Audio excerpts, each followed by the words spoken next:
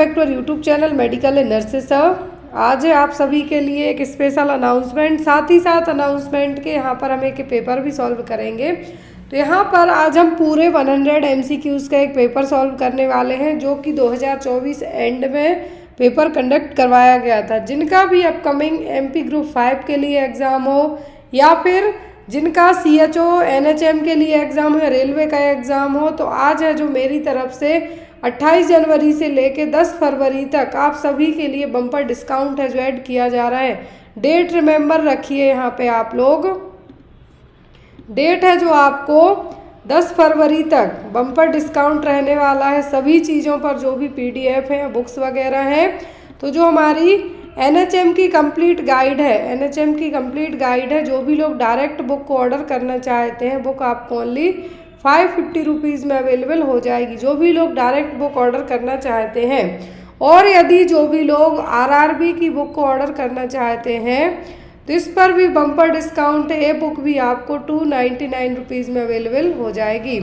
तो ये दोनों बुक्स जो भी लोग ऑर्डर करना चाहते हैं, आप लोग हैं जो ऑर्डर कर सकते हैं। क्लियर।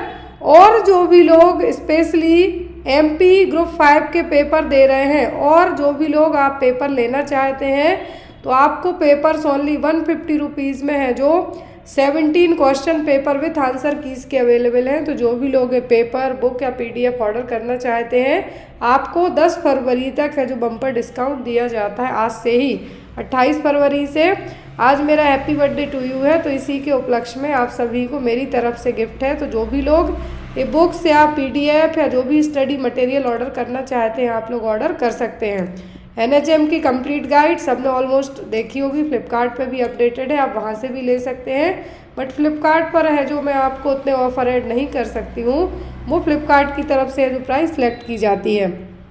तो यहाँ पर जो भी लोग ये बुक्स लेना चाहते हैं, तो आपको बुक्स है जो इतने कम अमाउंट में अवेलेबल है। बुक यदि आपको 550 रुपीज़ की है, तो इसमें आपको 55 तो सीधा NHM CHO के क्वेश्चन पेपर हैं, साथ में आपके मॉडल पेपर हैं, जो आपका सिलेबस है। रेलवे की जो बुक है, इसमें आपके 10 पेपर हैं रेलवे के प्रीवियस जो कंडक्ट हुए हैं, 10 मॉडल पेपर है, 1000 से ज़्यादा आपको 1000 से ज़्यादा वन लाइनर क्वेश्चन है, और जोड़ी मिलाओ क्वेश्चन है। और आज से ही ANM वालों की जो बुक है आ गई है, वो अभी मैंने फ्लिपकार्ट पर नहीं की है, पहले आपको आज ही इवनिंग में लाइव स्ट्रीम करके दिखा दूंगी कि बुक कैसी है। पर जो भी लोग ANM की बुक ऑर्डर करना चाहते हैं, वो भी ऑर्डर कर सकते हैं। ANM वालों की बुक में आपको 35 ANM के पेपर हैं, साथ में आपके जो सब्जेक्ट हैं, primary health care, anatomy, physiology, community, paediatric, immunisation, adolescent health, सब चीज़ों को मिला के आपको अलग अलग टॉपिक वाइज क्वेश्चन भी है, जोड़ी मिलाओ प्रश्न है, सरकार की जितनी भी योजनाएं हैं वो सब कुछ है ANM वाली किताब में। तो जो भी लोग ANM वाली बुक ऑर्डर करना चाहते हैं, उसके लिए भी आप मुझे डायरेक्ट व्हाट्सएप पे कांटेक्ट करके है जो पूछ सकते हैं। चलिए आज का पेपर है जो हम सॉल्व करते हैं। सबसे पहले तो जो यहाँ पे हमने लिखा है, इसको इरेज करें, क्योंकि आज हम यही पेपर है जो सॉल्व करने वाले हैं। टोटल 100 क्वेश्चन है पूरे पेपर में।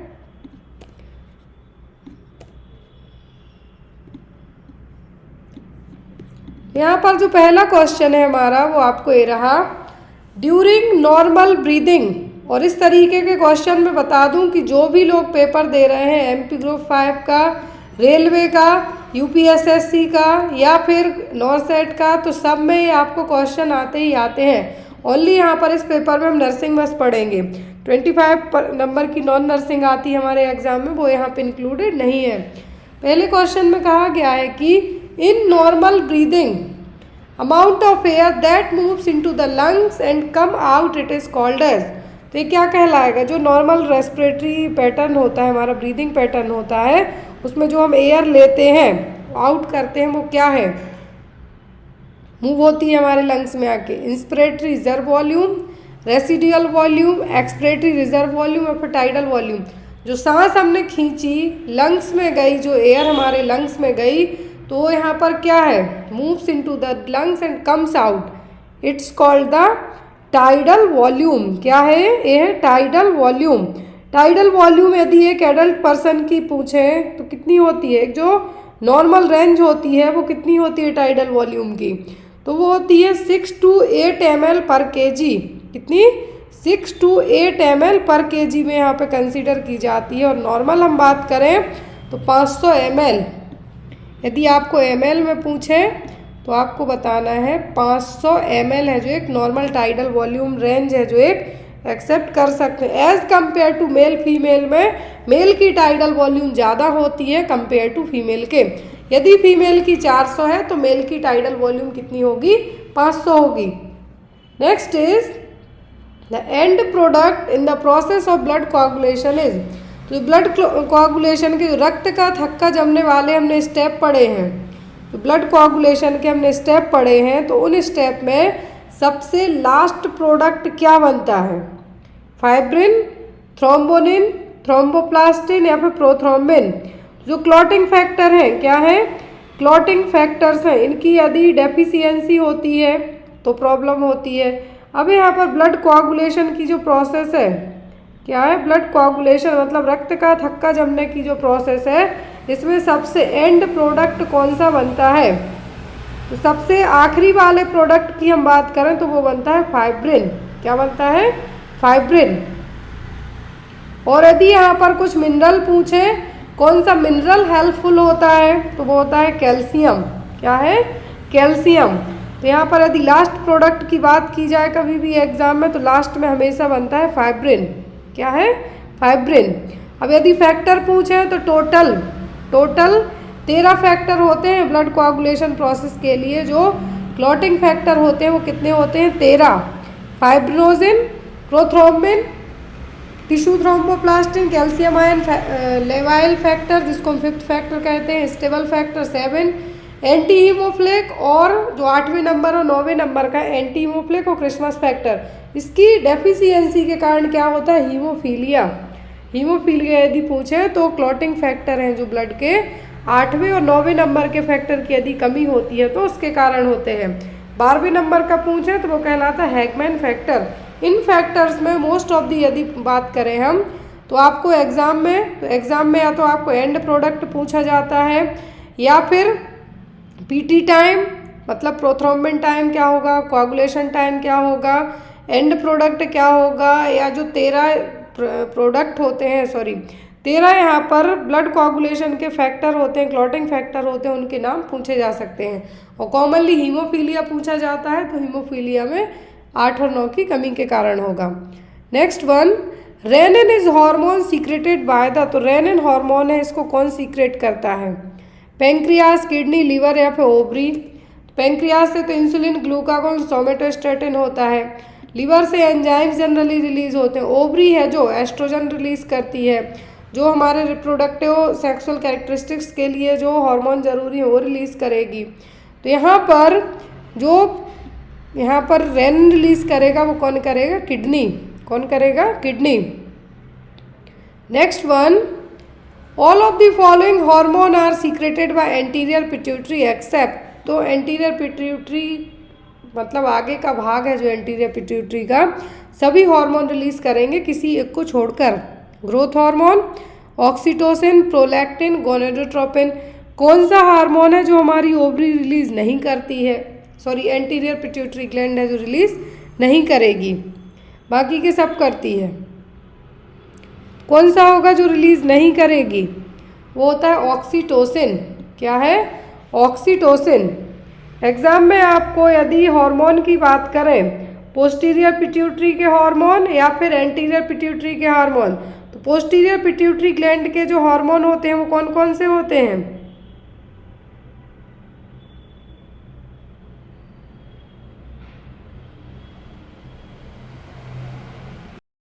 रिलीज करती है, ग्रोथ हार्मोन होगा, प्रोलैक्टिन होगा, गोनेडोट्रोपिन होगा और बहुत सारे हार्मोन्स होंगे। लेकिन यहाँ पर पोस्टीरियर पिट्यूटरी के जो मेन हार्मोन रिलीज होते हैं वो होता है ऑक्सीटोसिन, वैसोप्रेसिन जिसको हम एंटी डाययूरेटिक हार्मोन कहते हैं ADH, और आता है आपका एडिनोकॉर्टिकोट्रोपिक हार्मोन और मेलानोसाइट स्टिमुलेटिंग हार्मोन MSH जिसको कहेंगे। बट एग्जाम में यदि पूछे कि सभी हार्मोन कौन रिलीज कर रहा है, यदि हो सकता है पोस्टीरियर के दे के एंटीरियर का पूछे या एंटीरियर के जो दिए गए हैं पोस्टीरियर पूछे, तो ऑक्सीटोसिन की जगह यदि ADH होता है, वैसोप्रेसिन होता तो आप उसको भी मार्क कर सकते थे।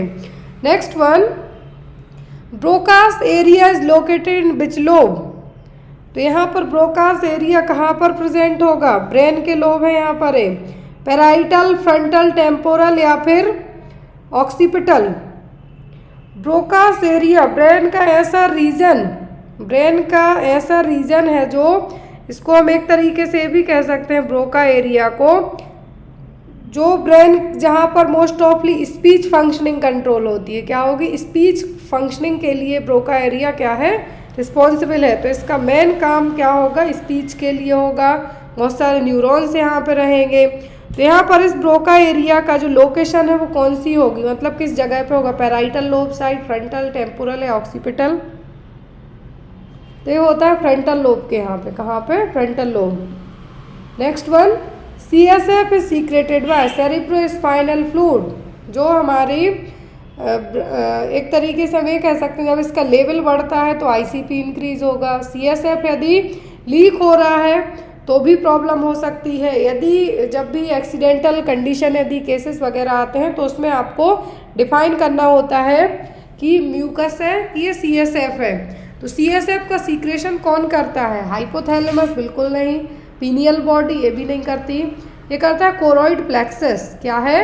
Choroid plexus. और एक तरीके से हमारी स्पाइनल कॉर्ड के लिए कुशन का काम करता है। किसका? तकिए टाइप काम करेगा। तो यहाँ पर क्या है? सेरिब्रोस्पाइनल फ्लूइड रिलीज कौन करता है? Choroid plexus.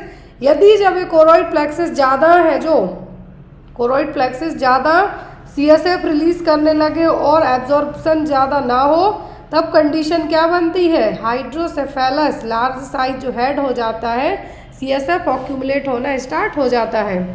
Next one, haematocrit valve is the ratio of. तो वैल्यू है यहाँ पर। हेमेटोक्रिट वैल्यू है जो किसका रेशियो है? WBC to plasma, platelets to plasma, RBC to plasma, फिर total blood cells to plasma. Haematocrit value की बात की जा रही है तो ये किसका रेशियो है? ये RBC टू प्लाज्मा। किसका है? ये RBC टू प्लाज्मा का ratio. Next one, which of the following hormone helps in the secretion of HCl from stomach? जो हमारा एसिड है, हाइड्रोक्लोरिक एसिड है जो स्टमक में, इसको रिलीज करने के लिए कौन से हार्मोन हेल्प करते हैं? गैस्ट्रिन, सीक्रेटिन, पेप्सिन या फिर रेनिन? क्या हेल्प करेगा? तो यहाँ पर हेल्प करता है क्या? गैस्ट्रिन। क्या है? गैस्ट्रिन। HCl, जो HCl है क्या काम करता है? यदि इवन जो बाहर आप एसिड देखते हैं उससे ज़्यादा एसिडिक वैल्यू किसकी होती है? HCl की, क्योंकि एक तरीके का एसिड ही है। और जब इसी का प्रोडक्शन ज़्यादा होने लगता है तब होता है पेप्टिक अल्सर। और इसका प्रोडक्शन कब होता है? हेलिकोबैक्टर पाइलोरी के कारण हो सकता है ज़्यादा, या आपकी बॉडी में पहले से ही HCl ज़्यादा रिलीज हो रहा है। तो यहाँ पर क्या है? HCl हेल्प कौन करेगा इनको सीक्रेट करने में? Gas. Which part of the human brain is primarily responsible for regulating heart rate, blood pressure and respiration? मतलब यहाँ पर जो आपकी वाइटल फंक्शनिंग है, heart rate, BP, respiratory rate को कंट्रोल करने के लिए कौन रिस्पॉन्सिबल है? सेरिब्रम, सेरिबेलम, ब्रेन स्टीम या फिर हिप्पोकैम्पस? क्या होगा? तो यहाँ पर होता है ब्रेन स्टीम। क्या है? ये ब्रेन स्टीम। यहाँ पर आपका टेम्परेचर नहीं पूछा है, नहीं तो आप हाइपोथैलेमस कह देते। यहाँ पर क्या होगा?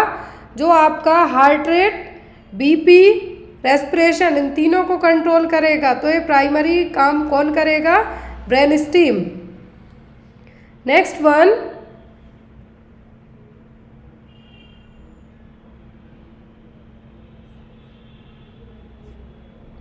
Which of the following terms describe the body's ability to maintain its normal state? यहाँ पर कहा गया है कि कौन सा टर्म यूज़ किया जाएगा कि बॉडी हमारी नॉर्मल स्टेट में है? एनाबॉलिज्म, कैटाबॉलिज्म, टॉलरेंस या फिर होम्योस्टेसिस? किस टर्म के थ्रू आप ये कह सकते हैं कि बॉडी हमारी नॉर्मल है? तो वो होगा होम्योस्टेसिस। क्या होगा? Homeostasis. Body's ability to maintain its normal state. हमारा शरीर जो नॉर्मल काम कर रहा है वो पता कैसे चलेगा? उसके लिए आप टर्म यूज़ करेंगे होम्योस्टेसिस। नेक्स्ट वन, इन ट्रेयाज येलो कलर इंडिकेट। ट्रेयाज में जो हमारे कलर कोड होते हैं, एज पर दैट जो येलो कलर है वो क्या है, इमरजेंसी है, अर्जेंट है, नॉन अर्जेंट है, डेड है। डेड के लिए हमेशा ब्लैक यूज़ किया जाता है, अर्जेंसी में रेड यूज़ होता है, अर्जेंसी रहे तब रेड यूज़ करेंगे। तो यहाँ पर क्या होगा आपका आंसर, तो होगा अर्जेंट। येलो का मतलब होता है अर्जेंट, ग्रीन आ जाए मतलब नॉन अर्जेंट, ब्लैक आ जाए मतलब निकल लिया, डेड हो गया, येलो है मतलब अर्जेंसी है, और आर आता है मतलब इमरजेंसी है। R emergency, Y urgency, G non urgent मतलब ग्रीन, डेड मतलब black. Next is the nurse ask the client to read the Snellen chart which of the nerve function is tested. तो एक nurse है जो यदि किसी client को Snellen chart पढ़वाती है, तो यहाँ पर स्नेलन चार्ट है जो किसके लिए पढ़ा जाएगा, ऑप्टिक नर्व, ऑल्फैक्टरी, ऑक्यूलोमोटर और ट्रॉक्लियर।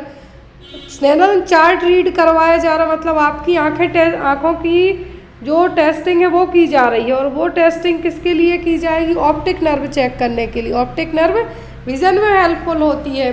तो यहाँ पर स्नेलन चार्ट यदि रीड करने को कहा जा रहा है, दैट मीन्स आपकी ऑप्टिक नर्व की फंक्शनिंग है जो चेक हो रही है।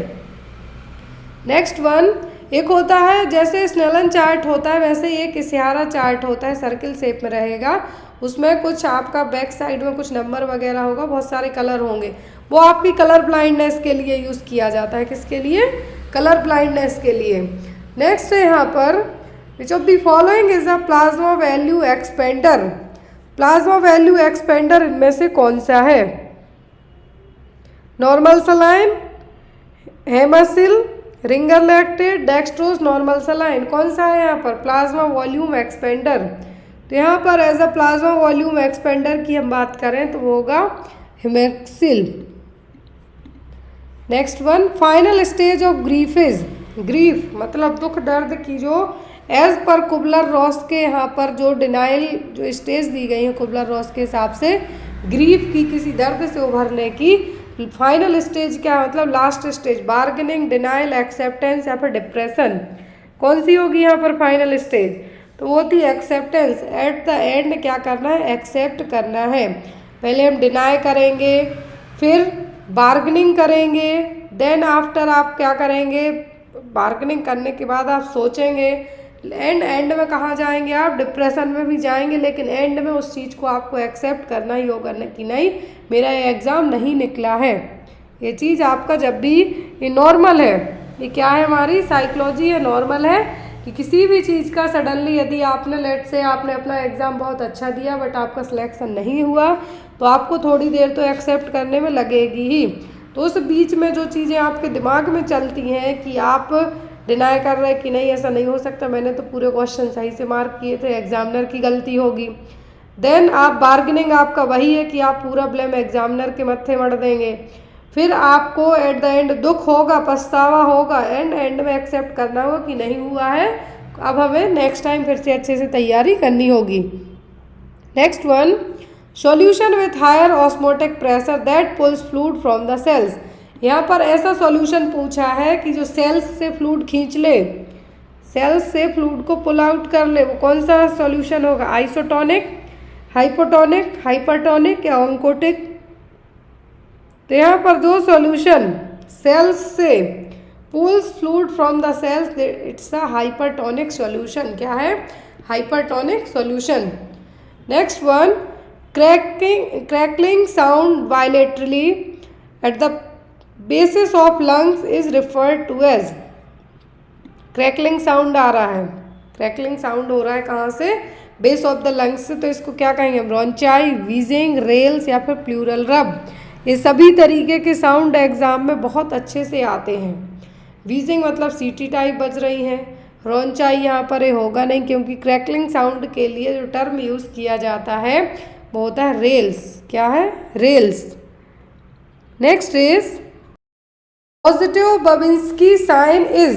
तो बबिंस्की साइन क्या है यदि पॉजिटिव है तो, abnormal for adults, abnormal for children, abnormal for all age group या फिर एबनॉर्मल फॉर न्यूनेट्स। किसके लिए यहाँ पर बबिंस्की साइन कहा गया है, ऑल एज ग्रुप के लिए, एडल्ट्स में, बच्चों में, कि ओल्ड एज पर्सन में, किस में हो गए, बबिन्स्की साइन यदि पॉजिटिव है मतलब यहाँ पर क्या है, यदि बबिन्स्की साइन की बात की जा रही है, क्या है बबिन्स्की साइन, तो बबिन्स्की साइन है जो यदि पॉजिटिव आता है तो यहाँ पर इसका मतलब क्या है कि एबनॉर्मल फॉर एडल्ट्स, एडल्ट्स में नॉर्मल चीज़ नहीं है, बाकी बच्चों में है, न्यूनेट्स में है, ऑल एज ग्रुप कह सकते हैं हम, लेकिन एबनॉर्मल फॉर एडल्ट्स यहाँ पर क्या होगा, सही नहीं होगा। एक तरीके से हम ये कह सकते हैं कि पॉजिटिव है मतलब पैर क्या हो गया, ऊपर की तरफ जा रहा है, जो एडल्ट्स में नॉर्मल नहीं है। बच्चे इस तरीके से करते हैं बट एडल्ट्स में यहाँ पर नॉर्मल नहीं माना जाएगा। नेगेटिव और पॉजिटिव, न्यूट्रल आता है मतलब आपका जो पैर है, टो है, वो आप नीचे की तरफ राउंड करेंगे। एबनॉर्मल है तो कैसा है, ऊपर की तरफ है। पॉजिटिव आया मतलब एबनॉर्मल है। Next one, what information does anecdotal record contains, तो जो एनेक्डोटल रिकॉर्ड्स हैं इसमें क्या चीज़ें इंक्लूडेड रहेंगी, record of some observation about a person, record of number of patient involved, record of death after making statement of judgement, क्या चीज़ें include रहेंगी। तो यहाँ पर जो भी चीज़ें इंक्लूडेड होंगी वो होंगी आपकी observation of about a person. Anecdotal record में क्या होगा, किसी भी पर्सन के बारे में उसकी पूरे डिटेल में चीज़ें क्या है, रिकॉर्ड होगा कुछ। Next one, what can be assessed by Romberg test, Romberg test में क्या चेक किया जाता है, hearing ability of person, visual activity of a person, balance of person या फिर joint movement of a person. Romberg test हमने कई बार पढ़ा है बहुत सारी क्लासेस में। ये जो लोग ड्रिंक एंड ड्राइव करके कार वगैरह चलाते हैं, तो जब रोड पे उनको पकड़ा जाता है ड्रिंक एंड ड्राइव वालों को, पुलिस वाले क्या करते हैं, सीधा दोनों पैर टच करके स्ट्रेट खड़े होने के लिए कहते हैं, तो वो चीज़ नहीं हो पा रही है।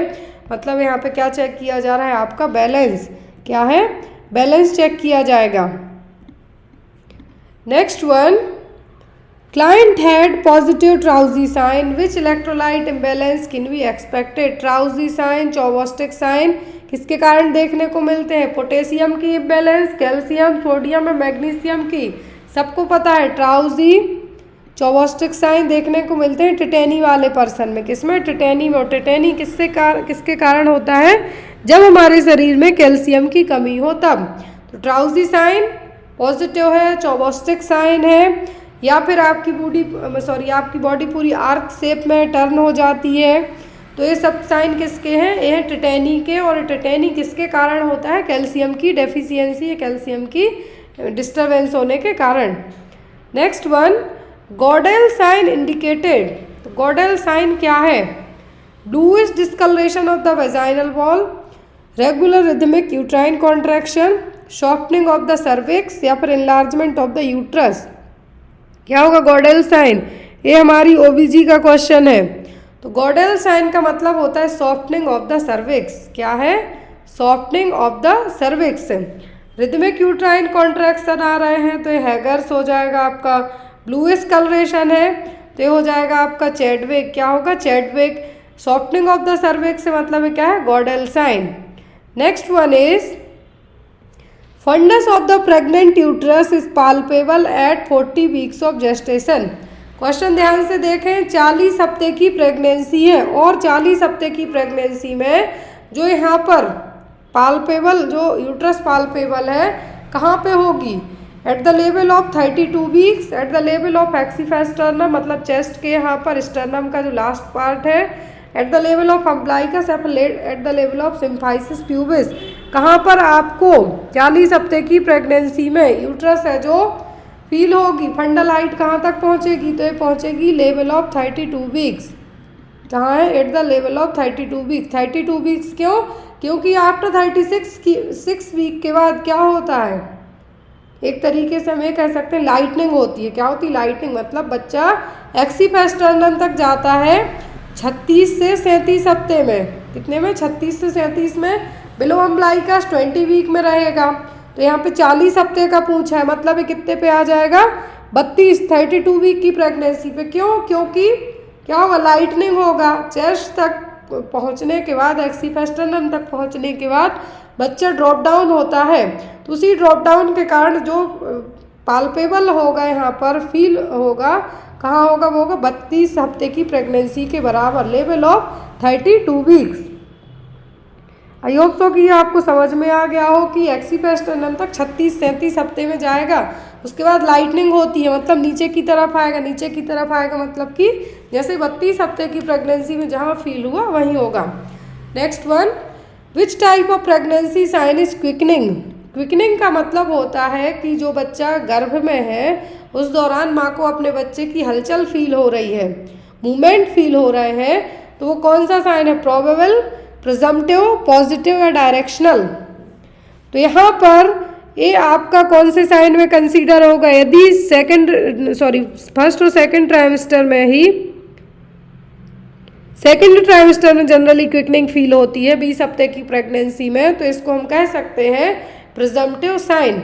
गॉडेल्स, हैगर्स, ये सब साइन किस में आएंगे, प्रिजम्पटिव साइन में।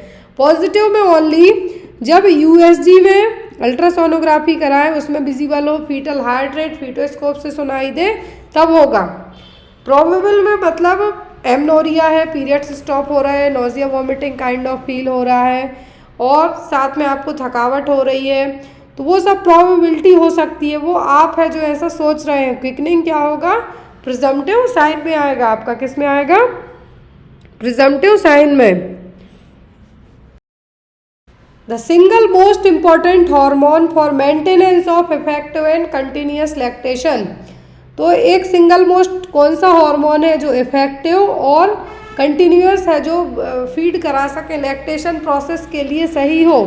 ऑक्सीटोसिन, एस्ट्रोजन, प्रोलैक्टिन या प्रोजेस्ट्रॉन। ऑक्सीटोसिन, प्रोलैक्टिन, इन दोनों में से आपका आंसर होगा, ना एस्ट्रोजन होगा ना प्रोजेस्ट्रॉन होगा। तो आप लोग भी यहाँ पे बताइए कि आप किसको मार्क करेंगे। जो इफेक्टिव और कंटिन्यूअस लैक्टेशन के लिए, मतलब ब्रेस्ट मिल्क के लिए रिस्पॉन्सिबल होगा, प्रॉपर मैनेजेबल जो हार्मोन मतलब यहाँ पर कंटिन्यूअस बनने के साथ में इजेक्शन करने का काम भी करे। जब प्रोडक्शन होगा उसके बाद तो इजेक्शन होगा। प्रोडक्शन के लिए हमेशा पूछते हैं, तो आप आंख बंद करके प्रोलैक्टिन कह सकते हैं। क्या है, प्रोडक्शन के लिए प्रोलैक्टिन, और इजेक्शन के लिए पूछें तो ऑक्सीटोसिन, जिसको हम लेट डाउन हार्मोन भी कहते हैं, और लेट डाउन रिफ्लेक्स के लिए हार्मोन तो होता है ऑक्सीटोसिन। कंटिन्यूअस और इफेक्टिव वे ऑफ लैक्टेशन के लिए और जो कंटिन्यूअस ब्रेस्ट में मिल्क का प्रोडक्शन होते रहे उसके लिए हार्मोन कौन सा उत्तरदायी है, तो वो होता है प्रोलैक्टिन हार्मोन। अगला क्वेश्चन है यहाँ पर, the dose of anti-day immunoglobulin for RH negative mother after the birth of baby. तो एंटी-डी इम्यूनोग्लोबुलिन दिया जाता है यदि RH नेगेटिव मदर है, तो बच्चे के लिए माँ के लिए कितना डोज दिया जाएगा। यहाँ पे बेबीज़ के लिए डोज पूछा है। यदि माँ RH नेगेटिव है तो जो होने वाला बच्चा है उसको एंटी-डी इम्यूनोग्लोबुलिन का कितना डोज देंगे, 50 mcg, 100 mcg, 200 mcg या फिर 300 mcg। कितना डोज यहाँ पर उस बच्चे के लिए आप एडमिनिस्टर करेंगे। जो डोज होगा वो होगा 300 mcg। कितना, 300 mcg डोज है जो बच्चे को दिया जाएगा। यदि माँ RH नेगेटिव है तो जो होने वाला बच्चा है उसको विदिन 72 घंटों के 300 mcg एंटी-डी इम्यूनोग्लोबुलिन है जो इंजेक्ट किया जाएगा। अगला क्वेश्चन है यहाँ पर, umbilical cord is attached to the edge of the placenta, it is called as. Umbilical cord है जो यदि प्लेसेंटा के सेंटर में अटैच होती है, मतलब नॉर्मल है। क्या है, नॉर्मल है। लेकिन जब यदि अम्बिलिकल कॉर्ड एज से मतलब जस्ट कॉर्नर से अटैच हो जाए तो ये क्या है, ये हमने जो एबनॉर्मलिटी है प्लेसेंटा की कई बार पढ़ी भी है। बेलामेंटस, प्लेसेंटा सक्सिनेटा, बैटलडोर प्लेसेंटा, फिर प्लेसेंटा इनक्रिएटा। ये कहलाता है यदि प्लेसेंटल एज से अम्बिलिकल कॉर्ड अटैच होती है तो ये कहलाता है बैटलडोर प्लेसेंटा। क्या कहलाएगा, ये कहलाएगा आपका बैटलडोर प्लेसेंटा। वेलामेंटस में तो साइड से इंसर्ट होगी, यहाँ पर जस्ट लाइक कॉर्नर से अटैच हो रही है, तो क्या, battledore placenta. Next one, carcinoma of cervix in stage 1। तो कार्सिनोमा ऑफ सर्विक्स है स्टेज 1 में कहाँ तक स्प्रेड आउट हो जाएगा। Carcinoma is strictly confined to cervix carcinoma spread beyond the cervix, carcinoma spread beyond the uterus, या फिर carcinoma spread in the abdomen. कहाँ तक फैलेगा यदि स्टेज 1 पर कार्सिनोमा है सर्विक्स में तब? तो ये होगा कन्फाइंड टू द सर्विक्स। कहाँ तक? सर्विक्स तक। लेकिन यहाँ पर हमने स्टेज पढ़ी है किसकी? सर्वाइकल कैंसर के लिए। क्या है? सर्वाइकल कैंसर के लिए यदि हम स्टेज की बात करें, क्या है? सर्वाइकल कैंसर में यदि हम स्टेज की बात करें तो ये अलग अलग है, जो 4 उसमें फैलेगा, 1A, B, 2A। तो यहाँ पर यदि बात की जा रही है किसकी? कि स्टेज 1, 2, 3। तो यदि स्टेज 1 की बात करें हम, स्टेज 1 का यहाँ पे पूछा है, तो ये कहाँ पर होगा? 3 mm से कम का होगा। क्या है? 3 mm से कम का होगा और ओनली सर्विक्स को ही ये यहाँ पे कवर करेगा। क्या है? सर्विक्स को कवर करेगा। जब ये यूट्रस तक फैल जाए, जब ये यूट्रस तक आ जाए तो स्टेज 2 में चला जाएगा। किसमें? 2 में चला जाएगा। लेकिन जब ये अदर ऑर्गन में भी फैलने लगे तो ये 3 में जाएगा। तो यहाँ पर ओनली सर्विक्स के लिए सर्वाइकल कैंसर की स्टेज 1 पूछी है। क्या होगा? Carcinoma strictly confined to cervix. Next one is narrowest part of the fallopian tube. सबको पता है फैलोपियन ट्यूब का सबसे सकरा मतलब सबसे नैरो पार्ट क्या है? इंटरस्टियल पोर्शन, इस्थमस, इनफंडिबुलम या फिर एम्पुला, ये सभी पार्ट है। तो यहाँ पर सबसे नैरो और सबसे सकरा पार्ट कौन सा होता है? वो होता है इंटरस्टियल स्पेस और इंटरस्टियल पोर्शन। एम्पुला में फर्टिलाइजेशन होता है, याद रखिएगा। एम्पुला में हमेशा क्या होता है? फर्टिलाइजेशन होता है। और सबसे सकरा भाग पूछे तो नैरो पूछे तो क्या होता है? Interstitial portion. Next one, type of placenta previa in which placenta completely covers the internal os is known as. अब देखिए प्लेसेंटा है जनरली सेंटर पार्ट से अटैच होता है, लेकिन जब इंटरनल ओस मतलब नीचे की तरफ आके सर्विक्स का पूरा मुंह कवर कर जाए, सर्विक्स का जो पूरा मुंह कवर कर जाए, इंटरनल ओस को कवर कर जाए, तो ये क्या है? Marginal placenta previa, low lying placenta previa, central placenta previa, partial placenta previa. ये कौन सा प्लेसेंटा प्रीविया कहलाएगा? जिसमें प्लेसेंटा पूरा नीचे की तरफ आके सर्वाइकल ओस को, इंटरनल सर्वाइकल ओस को क्लोज कर दे, तो वो कहलाता है central placenta praevia. Placenta praevia का क्लासिकल साइन होता है painless vaginal bleeding. Antepartum haemorrhage के लिए सबसे कॉमन कॉज भी यही होता है, प्लेसेंटा प्रीविया। एंटीपार्टम हेमरेज का मतलब होता है आफ्टर 28th वीक की प्रेगनेंसी के बाद यदि वेजाइनल ब्लीडिंग होना स्टार्ट हो जाए लेकिन दर्द ना हो, तो क्या कहलाता है? Placenta previa. और यदि प्लेसेंटा पूरे तरीके से कवर कर ले इंटरनल ओस को, कंप्लीटली कवर पूछा है, तो ये क्या हो जाएगा? Central placenta previa. अगला क्वेश्चन है यहाँ पर हमारा,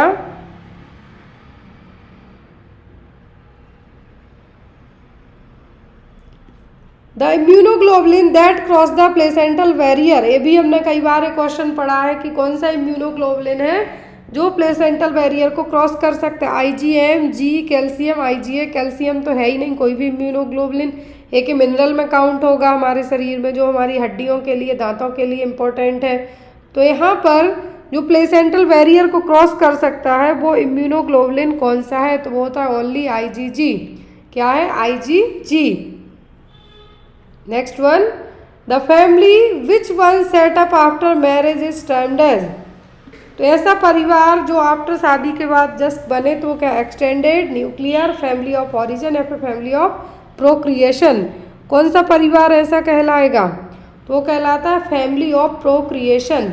आफ्टर शादी के बाद जो एक परिवार बनता है वो कहलाता है क्या? Family of procreation. न्यूक्लियर में तो मतलब ओनली मम्मी पापा दोनों बच्चे रहते हो, वो हो जाएगा। यहाँ पर क्या है? Family of procreation. Practice that have been repeated by multiple generation of practice. तो ऐसी जो प्रैक्टिस है जो हमारी एक जनरेशन से हम दूसरी जनरेशन तक क्या कर रहे हैं? भेजते हैं। तो वो क्या है? लॉ है, हैबिट्स है, कस्टम है कि कल्चर।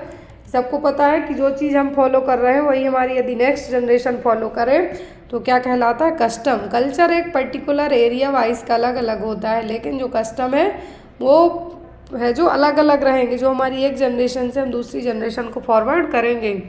नेक्स्ट है, in India the most rigid system stratification is. तो भारत का जो स्ट्रेटिफिकेशन सिस्टम है वो क्या है, क्लास को लेके, कास्ट को लेके, स्टेट को लेके कि स्लेवरी को लेके। तो सबसे बड़ी समस्या है वो है कास्ट। क्या है, caste. Next one, social changes refers to. तो सोशल चेंजेस किस में बदलाव ज़रूरी है, इंडिविजुअल की वैल्यू में, सोसाइटी की वैल्यूज़ में, कि टेक्नोलॉजी में, कि सेंसस में, जनगणना में, किस में। तो सोशल चेंजेस का मतलब होगा कि changes in the society, values का चेंज होना सोसाइटी में। तो यहाँ पर आपका आंसर क्या होगा, ऑप्शन नंबर बी। नेक्स्ट है, the scientific study of human population is termed as, क्या होगा ये, सेंसस होगा, डेमोग्राफी होगा, वाइटल स्टैटिक्स होगा, कि सर्वे होगा। तो ह्यूमन पॉपुलेशन की स्टडी करना वो कहलाती है डेमोग्राफी। क्या है, डेमोग्राफी। काउंटिंग करना वो कहलाता है सेंसस। क्या होगा, सेंसस। अब नेक्स्ट क्वेश्चन है, nurse would advise the patient to avoid salt substitute such as food such as banana, tomato, orange juice for following disorder.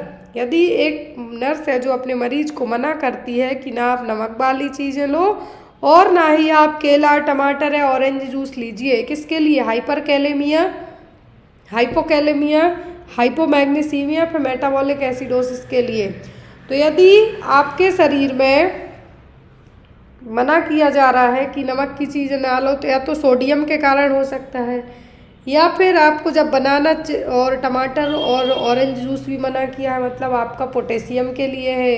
तो ये किसके लिए है, पोटेशियम लेवल बढ़ा हुआ है, मतलब हाइपरकैलेमिया का केस है, इसीलिए सब चीज़ें मना करने के लिए कहा जा रहा है कि इन चीज़ों को ना लें। ये देखिए आगे अभी जो हमने शुरुआत में पढ़ा था क्लॉटिंग फैक्टर को लेके, absence of the following clotting factor leads to haemophilia A.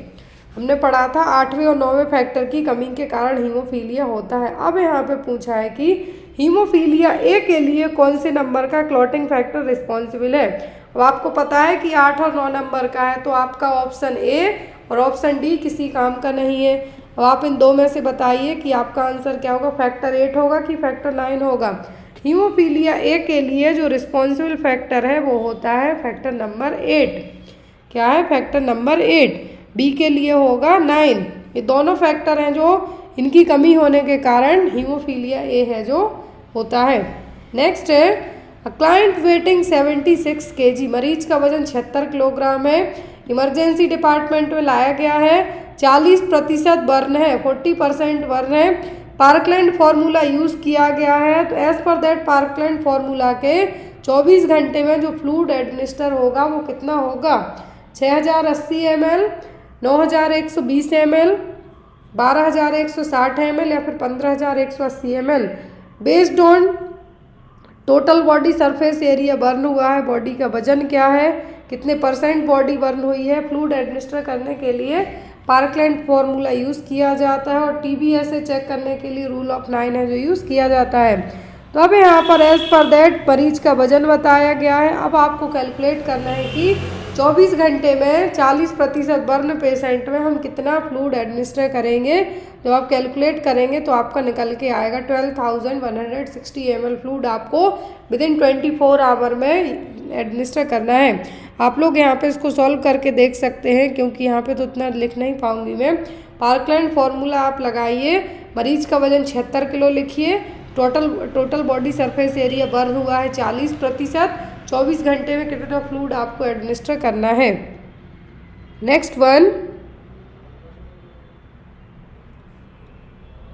The purpose of maintaining NPO for 6 to 8 hour before surgery. जब किसी पर्सन की किसी भी तरीके की सर्जरी की जानी है, नील पर ओरल मतलब मुंह से पानी भी नहीं देना है, तो इसके लिए क्यों ऐसा किया जाता है, to prevent vomiting, to prevent electrolyte imbalance, to prevent pulmonary aspiration या फिर टू प्रिवेंट यूरिनेशन।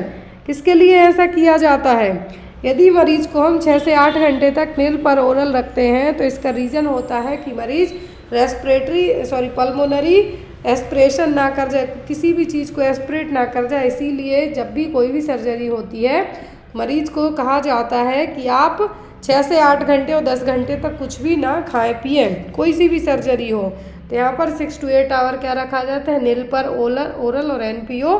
रीज़न ये है कि हमें पल्मोनरी एस्पिरेशन को prevent which of the following type fracture the bone is centred into numerous fragment. Question में देखिए कहा गया है कि किस तरीके का फ्रैक्चर है कि ये रही बोन। अब बोन है जो छोटे छोटे टुकड़ों में ब्रेकआउट हो जाए, तो ये क्या है, ग्रीन स्टिक, एवल्जन, कम्यूटेट या फिर डिस्प्लेस्ड फ्रैक्चर। किस तरीके के फ्रैक्चर में बोन है जो बहुत सारे हिस्सों में टूट जाएगी, सेटर्ड इनटू न्यूमरस फ्रेगमेंट, बहुत सारे टुकड़ों में टूटेगी। ग्रीन स्टिक में तो बोन इस तरीके से टूटेगी, ये रही आपकी बोन। यदि यहाँ पे बोन ब्रेक होती है तो इस तरीके से थोड़ा यहाँ पे क्या रहेगी, हैंग हो जाएगी। जैसे आप किसी लकड़ी को तोड़िए, दातुन बनाते हैं, उसको करके देखिए, बोन उस तरीके से टूटेगी, तो वो कहलाता है ग्रीन स्टिक। कम्यूटेट में होता है जनरली क्या कि बोन बहुत सारे टुकड़ों में टूट जाएगी, वो क्या है, comminuted fracture. Next one, immediate treatment of dog bite. तो डॉग बाइट यदि किसी को कुत्ता काट ले तो यहाँ पर क्या करना है, इमीडिएट हॉस्पिटलाइज्ड करना है, application of antiseptic, wash the wound with soap and water या फिर सूचरिंग कर देना है डायरेक्ट। यदि किसी को कुत्ता काट दे या बिल्ली काट दे तो सबसे फर्स्ट प्रायोरिटी होती है कि पानी में, रनिंग वाटर में आपको कंटिन्यूस साबुन से धुलना है।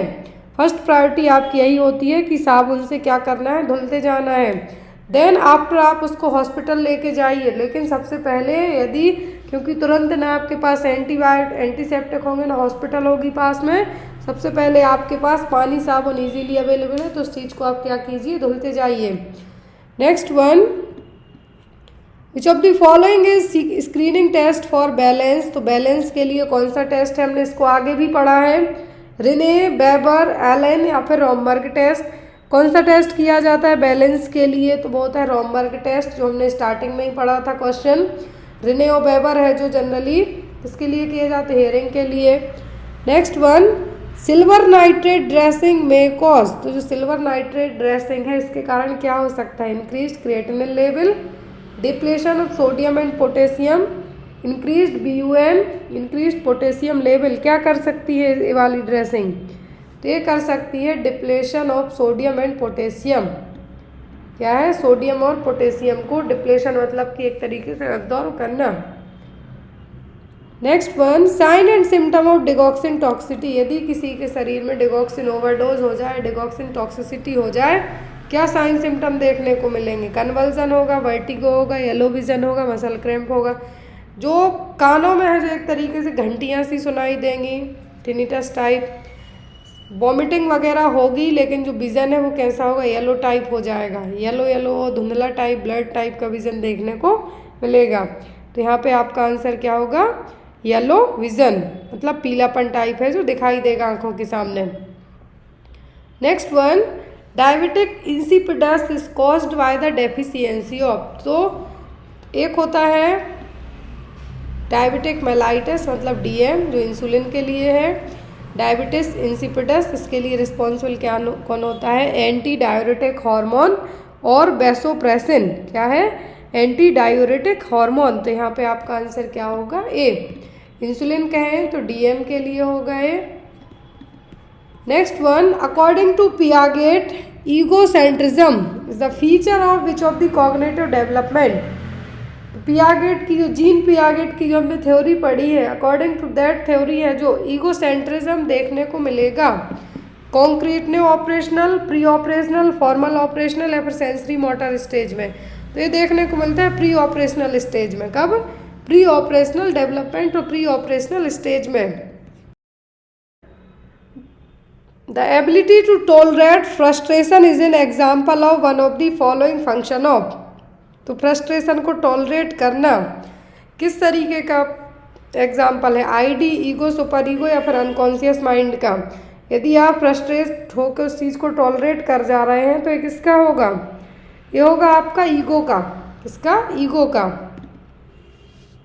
Another term for super ego, super ego के लिए दूसरा वर्ड क्या यूज़ किया जाएगा, सेल्फ, आइडियल सेल्फ, नार्सिज्म या फिर कॉन्साइंस। तो सुपर ईगो के लिए जो वर्ड यूज़ होगा वो होता है कॉन्साइंस। कहते हैं कि कॉन्साइंस माइंड में है, मतलब यहाँ पर क्या है, super ego. ID, ego, super ego, personality की ये तीन आपने पढ़े हैं।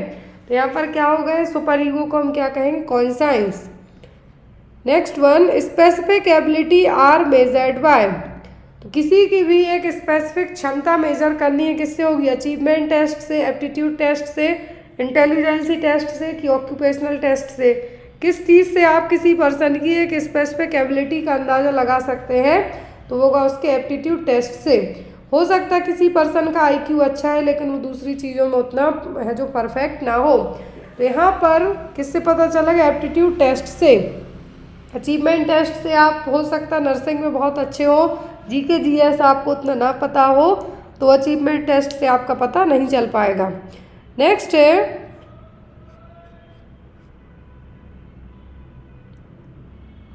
Another term for reinforcement is, तो रीइंफोर्समेंट के लिए दूसरा वर्ड क्या है? स्टिमुलस, रिवॉर्ड, रिस्पॉन्स या फिर कंडीशन?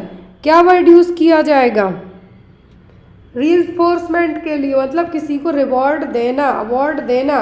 आपने ये काम अच्छा किया तो ये आपको है जो ये अवार्ड दिया जाता है, मतलब reinforcement. Next one is in metabolic process vitamin D is absorbed इन। तो मेटाबॉलिक प्रोसेस में विटामिन डी का एब्जॉर्प्शन कहाँ पर होता है? स्टमक में, स्मॉल इंटेस्टाइन में, लार्ज इंटेस्टाइन में, या start from the stomach and and in the large intestine? तो मेटाबॉलिक प्रोसेस में हमारे शरीर में विटामिन डी का एब्जॉर्प्शन कहाँ पर देखने को मिलता है? तो ये होता है स्मॉल इंटेस्टाइन में। कहाँ पर? स्मॉल इंटेस्टाइन में। मोस्ट ऑफ दी जो विटामिन्स हैं या फिर जो भी एब्जॉर्प्शन की बात करें हम, तो सब कहाँ पे एब्जॉर्ब होते हैं? स्मॉल इंटेस्टाइन में। Next one, to prevent neural tube defect in a baby which nutrient is given as supplementation for the mother during pregnancy. तो यदि होने वाले बच्चे को हमें किससे बचाना है? न्यूरल ट्यूब डिफेक्ट से, NTD से बच्चे को प्रिवेंट करना है, तो माँ गर्भवती है उस दौरान हमें माँ को प्रेगनेंसी में क्या देना है? Calcium, iron, folic acid, magnesium. Iron calcium तो देते ही देते हैं, आयरन देते हैं एनीमिया से बचाने के लिए, कैल्शियम भी देते हैं ताकि हड्डियाँ मजबूत रहें, जो फीटस ग्रोथ करे प्रॉपरली। लेकिन फॉलिक एसिड है जो न्यूरल ट्यूब डिफेक्ट को प्रिवेंट करने में, क्योंकि जब बच्चा जैसे ही कंसीव करते हैं तो सबसे पहले बच्चे की न्यूरल ट्यूब ही बनती है, उसको प्रॉपर बनने के लिए, डेवलपमेंट के लिए फॉलिक एसिड ज़रूरी होता है। यदि उसी की कमी हो जाए उस दौरान, तो जो बच्चा पैदा होता है न्यूरल ट्यूब डिफेक्ट, जिसमें स्पाइना बाइफिडा कॉमन कंडीशन है जो डेवलप होती है, तो यहाँ पर न्यूरल ट्यूब डिफेक्ट से बचाने के लिए हमें जैसे ही कंसीव करते हैं या फैमिली प्लान करते हैं, as soon as pregnancy find out होती है, फॉलिक एसिड स्टार्ट कर दिया जाता है। Next one, which is also known as the accessory dietary factor. तो इनमें से एसेसरी डाइटरी फैक्टर्स कौन से हैं? फैट, विटामिन, प्रोटीन या हार्मोन? तो एसेसरी डाइटरी फैक्टर यहाँ पर होते हैं विटामिन। क्या है? विटामिन, प्रोटीन और फैट कार्बोहाइड्रेट है, तो नेसेसिटीज़ में आते हैं। विटामिन के बिना भी बहुत सारी प्रॉब्लम्स हो सकती हैं, तो इसीलिए विटामिन को क्या कहा जाता है? Accessory dietary factor. Next one, index of duration of malnutrition is. तो index of duration malnutrition के लिए क्या जरूरी है? Weight for height, height for age, weight for age या फिर नन ऑफ दी अबव। तो यहाँ पे आपका आंसर क्या होगा? तो वो होगा आपका हाइट फॉर एज। क्या है? इंडेक्स ऑफ ड्यूरेशन की बात की जा रही है, तो वो क्या होगा आपका? वो होगा आपका हाइट फॉर एज, उम्र के हिसाब से लंबाई बढ़ना। The response to iron replacement therapy is indicated by an increase in haemoglobin at the rate of. तो आयरन रिप्लेसमेंट थेरेपी है जो कब दी जाती है? 2 ग्राम पर वीक, 1 ग्राम पर वीक, 1 ग्राम पर मंथ है 2 ग्राम पर मंथ। जब हीमोग्लोबिन लेवल कितना बढ़ जाए तब है जो the response to iron replacement therapy. मतलब आयरन रिप्लेसमेंट थेरेपी यदि पर्सन को दी गई है तो हीमोग्लोबिन लेवल किस वैल्यू से बढ़ेगा? 2 ग्राम पर वीक से 1 ग्राम पर वीक, 1 ग्राम या फिर 2 ग्राम पर मंथ के हिसाब से कितना बढ़ेगा? यदि पर्सन को आयरन रिप्लेसमेंट थेरेपी दी गई है तो 1 ग्राम पर वीक के हिसाब से कितना? 1 ग्राम पर वीक के हिसाब से बढ़ेगा। मतलब आयरन रिप्लेसमेंट थेरेपी इफेक्टिव हो रही है, सही से काम कर रही है। जो आपने आयरन दिया है मतलब बॉडी ने उसको प्रॉपर तरीके से एब्जॉर्ब किया है। Next one, the ability of a class of microbes to produce disease is differed as. यदि किसी माइक्रोब की, किसी पैथोलॉजिकल जो पैथोजन से उसकी क्षमता उसकी एबिलिटी है जो किसी को डिसीज कॉज कर दे तो वो क्या कहलाएगी? व्यूरुलेंस, पैथोजेनिसिटी, कॉमन सेल्स या इन्फेक्शन। तो ability of a class of microbes, तो यदि किसी माइक्रोब्स की क्षमता जो डिसीज कॉज कर दे तो वो कहलाती है पैथोजेनिसिटी। अब उस माइक्रोब्स ने जो डिसीज कॉज की है वो डिसीज कितनी लीथल है, कितनी हार्मफुल हो सकती है, उसकी जो क्वालिटी है वो कहलाता है व्यूरुलेंस। लेकिन डिसीज कॉज करना किसी माइक्रोब्स की क्या है? पैथोजेनिसिटी। अब जो पैथोजेनिसिटी हुई है, जो डिसीज कॉज की गई है, वो कितनी हार्मफुल हो सकती है उसके लिए, वो क्या होगी? Pathogenicity. Next one, Koplik spots on the buckle mucosa is characteristics feature of. यदि कॉप्लिक स्पॉट्स बकल म्यूकोसा में देखने को मिल रहे हैं तो एक इस डिसीज में देखने को मिलते हैं मम्स, मीजल्स, रूबेला या रेस्पिरेटरी सिनेक्टिकल वायरस। रेस्पिरेटरी सिनेक्टिकल वायरस है, अभी रिसेंट में जो HPMV वायरस फैला था उसी की एक क्लास है। तो यहाँ पर आपका आंसर क्या होगा? कॉप्लिक स्पॉट सबको पता है किस में देखने को मिलते हैं? मीजल्स में। अब एक क्वेश्चन का आंसर आप लोग देंगे, जो इसके आगे के क्वेश्चन है वो नेक्स्ट क्लास में हम पढ़ेंगे। IPV is a injectable vaccine. तो जो IPV है, इन्फ्रेक्शनल पोलियो वैक्सीन है, किस तरीके की वैक्सीन है? किल्ड, लाइव, इनएक्टिवेटेड या फिर टॉक्साइड। आई होप सो कि आपको आज का पेपर अच्छा लगा हो। सॉरी फॉर दैट कि हम आगे के क्वेश्चन कंटिन्यू नहीं कर पा रहे हैं आज की क्लास में।